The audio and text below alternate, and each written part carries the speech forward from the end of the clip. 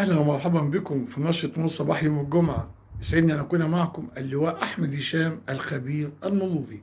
يوم أجازة رسمية للدولة والمدارس والجامعات، وبالتالي هدوء تام على كافة المحاور والميادين والطرق الرئيسية في ظل انتشار مروري مكثف لملاحظة الحالة المرورية وعلى مدار اليوم الكامل. تأمين شامل وكامل للمناطق الدينية والجوامع الكبرى على مدار اليوم الكامل، وخاصة أثناء صلاة الجمعة. أيضا المناطق التجارية وأماكن المتنزهات، خدمات منع انتظار مدعمة بالأوناش لمنع الانتظار الخاطئ والمواقف العشوائية حتى لا يسبب أي كثافات مرورية دون مبرر.